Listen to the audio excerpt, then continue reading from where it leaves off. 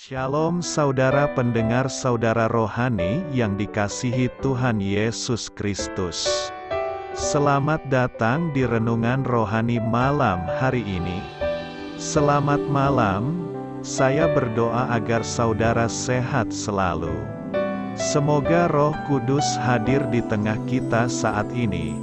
Sebelum kita mulai renungan malam ini, marilah kita bersama-sama berdoa. Bapa kami yang di surga, Bapa di dalam nama Tuhan Yesus Kristus, kami sungguh mengucap syukur, ya Tuhan, oleh karena Engkau sangat baik buat kami. Engkau ada bersama kami dan menopang hidup kami di siang hari dan di malam hari. Engkau ada bersama-sama dan menyertai kami. Tuhan, kami memuji dan bersyukur kepadamu pada malam hari ini, kami masih bisa berkumpul di rumah kami yang kecil ini. Tuhan, saat ini kami hendak mendengarkan firman-Mu. Berilah pengetahuan dan bimbinglah hamba-Mu ini agar apa yang Engkau firmankan dapat bekerja sesuai kehendak-Mu.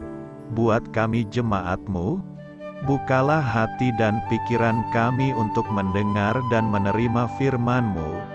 Kiranya firman-Mu ini dapat menjadi berkat bagi kami. Berbicaralah Tuhan, kami sudah siap menerima firman-Mu.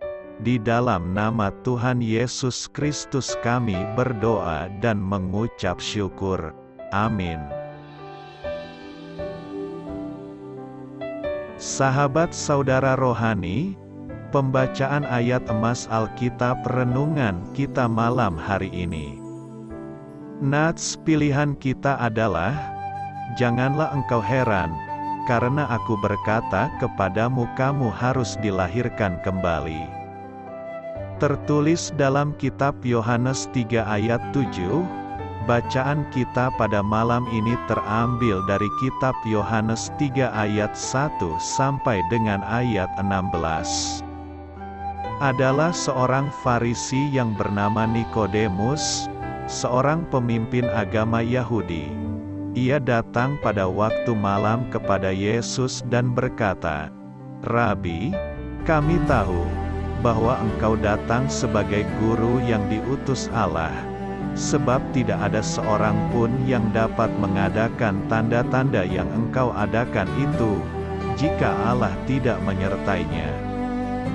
Yesus menjawab, katanya, "Aku berkata kepadamu, sesungguhnya jika seorang tidak dilahirkan kembali, ia tidak dapat melihat kerajaan Allah." Kata Nikodemus kepadanya, "Bagaimanakah mungkin seorang dilahirkan, kalau ia sudah tua? Dapatkah ia masuk kembali ke dalam rahim ibunya dan dilahirkan lagi?" Jawab Yesus, "Aku berkata kepadamu, sesungguhnya jika seorang tidak dilahirkan dari air dan Roh, ia tidak dapat masuk ke dalam kerajaan Allah. Apa yang dilahirkan dari daging adalah daging, dan apa yang dilahirkan dari Roh adalah roh.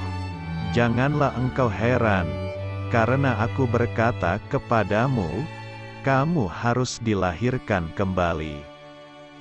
Angin bertiup kemana ia mau, dan engkau mendengar bunyinya, tetapi engkau tidak tahu dari mana ia datang atau kemana ia pergi.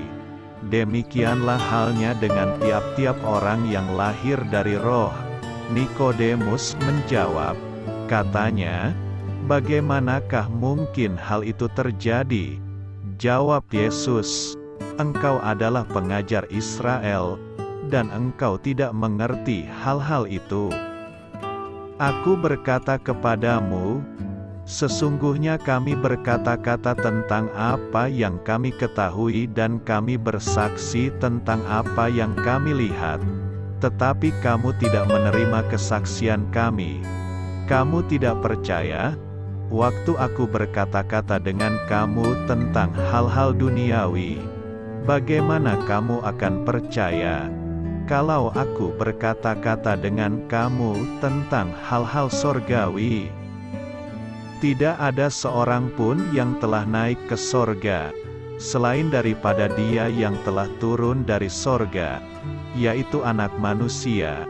Dan sama seperti Musa meninggikan ular di padang gurun, demikian juga Anak Manusia harus ditinggikan, supaya setiap orang yang percaya kepadanya beroleh hidup yang kekal. Karena begitu besar kasih Allah akan dunia ini, sehingga Ia telah mengaruniakan Anaknya yang tunggal, supaya setiap orang yang percaya kepadanya tidak binasa, melainkan beroleh hidup yang kekal. Yohanes 3 ayat 1 sampai dengan ayat 16. Topik dari ayat emas renungan kita adalah: keselamatan bukanlah reformasi, melainkan transformasi. Mari kita mulai renungan malam kita. Judul renungan kita hari ini adalah Perubahan Hidup Itu Mungkin, kisah inspiratif Lord Kenneth Clark, yang di kalangan internasional dikenal lewat serial televisinya Civilization, atau Peradaban, menjalani hidup dan akhirnya mati tanpa memiliki iman kepada Yesus Kristus. Di dalam buku autobiografinya, ia pernah menuliskan pengalaman religiusnya pada saat mengunjungi sebuah gereja yang bagus. Seluruh keberadaan saya, demikian tulis Clark, disinai semacam cahaya sukacita surgawi yang jauh lebih dahsyat dari apapun yang pernah saya alami sebelumnya. Sayang sekali, banjir rahmat seperti yang digambarkannya itu justru menjadi masalah baginya. Jika ia membiarkan dirinya dipengaruhi oleh sukacita surgawi itu, ia tahu ia harus berubah. Keluarganya mungkin akan menganggapnya gila, dan barangkali sukacitanya yang besar itu ternyata hanya sekadar ilusi. Akhirnya ia menyimpulkan demikian, saya begitu lekat dengan dunia sehingga tidak bisa berubah. Ini benar-benar suatu tragedi. Seandainya saja ia menanggapi rahmat itu yang memungkinkannya mencicipi sukacita kehidupan abadi, seandainya saja ia mengizinkan rahmat itu mengalihkan perhatiannya dari dunia ini kepada Yesus, maka ia pasti sudah menjadi bagian dunia kekal yang tidak kasat mata tersebut, kekekalan yang bukan hanya ilusi, tetapi kenyataan yang mulia. Allah sanggup memampukan siapapun dari kita untuk mengalami perubahan. Betapapun lekatnya kita dengan dunia ini, mukjizat kelahiran baru, Yohanes 3 ayat 5-7, akan terjadi apabila kita mengatakan ya terhadap dorongan rahmat Allah di dalam jiwa kita. Amin. Marilah kita renungkan di dalam hati kita. Yesus menggunakan kata air sebagai lambang Roh Kudus. Karena itu, beberapa pendapat menyatakan bahwa Yesus menggunakan metafora yang sama dalam Yohanes 3 ayat 1-36. Yesus berkata bahwa kita harus dilahirkan kembali. Kelahiran yang baru tersebut melibatkan tindakan Allah yang jauh di atas kemampuan manusia. Secara tak terlihat, Roh Allah bekerja untuk membawa kita kepadanya. Hasilnya adalah hubungan pribadi yang nyata dengan Tuhan. Kelahiran baru bukanlah sesuatu yang dapat kita buat.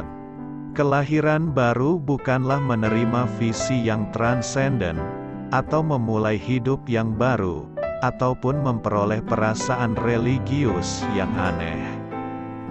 Kelahiran baru bukanlah proses reinkarnasi, Kelahiran baru bukan sekadar kesadaran diri, bukan sejenis renungan mistik atau perjalanan rohani. Sebaliknya, kelahiran baru adalah karya dari Roh Allah yang nyata dan menetap, yang darinya kita menerima sifat yang baru dan kudus. Itulah yang tercakup dalam kelahiran baru, suatu kelahiran yang rohaniah, dari atas, yang terjadi setiap saat tatkala seseorang menaruh pengharapannya dalam Yesus Kristus. Kita telah mempelajari pentingnya dan menggarisbawahi makna dilahirkan kembali. Kita telah melihat bahwa itulah satu-satunya jalan untuk menerima pengampunan Allah dan kepastian akan surga. Lalu, bagaimana? Anda mungkin bertanya, dapatkah saya dilahirkan kembali? Jawabannya sederhana. Alkitab menyatakan, tetapi semua orang yang menerimanya diberinya kuasa supaya menjadi anak-anak Allah, yaitu mereka yang percaya dalam namanya. Yohanes 1 ayat 12, kasih Tuhan tak pernah berkesudahan bagi Anda dan keluarga. Terima kasih Ibu, Bapak, saudara dan saudari sudah berkenan mendengarkan renungan malam saudara rohani. Amin.